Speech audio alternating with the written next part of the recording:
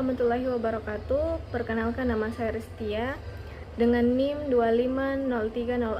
250304501097 dan teman saya Niwayan Yudani Desi Astuti dengan NIM 250304502084. Di sini kami akan mempresentasikan materi parafrase.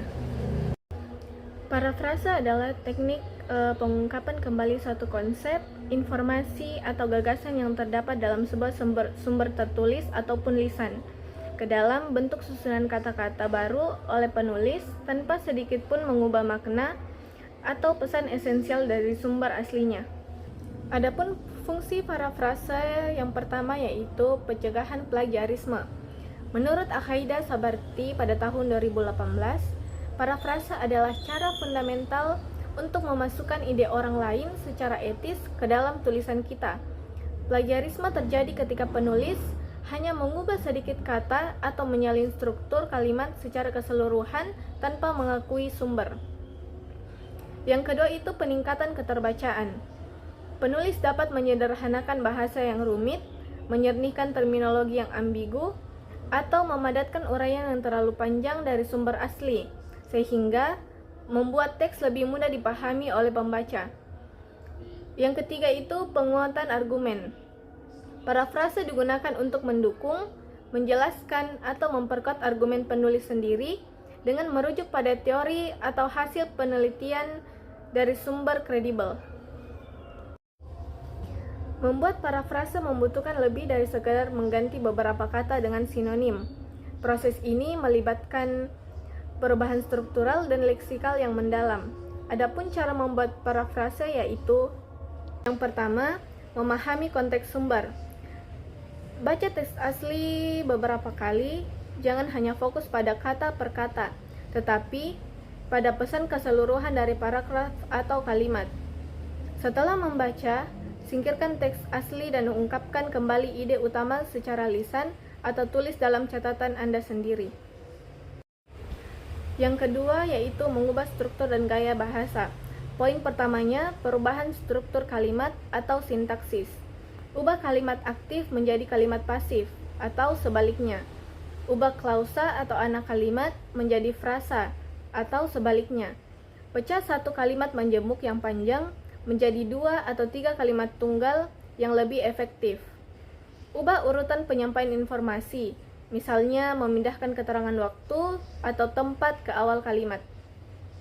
Yang kedua, substitusi kosakata atau leksikal.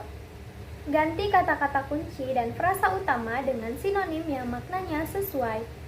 Hindari mempertahankan frasa unik atau jargon yang merupakan ciri khas penulis asli, kecuali jika frasa tersebut adalah istilah teknis atau nama resmi yang memang tidak dapat diubah. Yang ketiga, memadukan dan menyaring, yaitu gabungkan informasi dari beberapa kalimat sumber menjadi satu kalimat yang padat atau sintesis. Hapus detail yang tidak penting dan fokus hanya pada informasi yang relevan dengan tulisan Anda. Bagian C, penggunaan citasi yang tepat. Setelah parafrase selesai, pastikan Anda mencantumkan citasi seperti nama penulis dan tahun publikasi untuk mengakui ide penulis asli. Penempatan citasi ini menunjukkan batas antara ide Anda dan ide yang Anda pinjam. Baik, selanjutnya contoh parafrase. Contoh 1 tentang kalimat efektif. Contoh kalimatnya, kalimat dikatakan efektif apabila mampu membuat pembaca atau pendengar mengerti secara tepat apa yang dimaksudkan oleh penulis atau pembicara. Parafrasenya, keefektifan sebuah kalimat dinilai dari kemampuannya menyampaikan maksud penulis secara akurat agar dapat dipahami oleh audiens atau pembaca. Contoh kedua tentang plagiarisme. Contoh kalimatnya, parafrase merupakan langkah wajib dalam penulisan akademis khususnya untuk menghindari tuduhan plagiarisme yang berpotensi merusak reputasi seorang ilmuwan. Parafrasenya, untuk menjaga kredibilitas dan menghindari isu plagiarisme, setiap penulis akademik diwajibkan melakukan parafrase ketika mengutip ide dari sumber lain. Contoh ketiga tentang fungsi tata bahasa.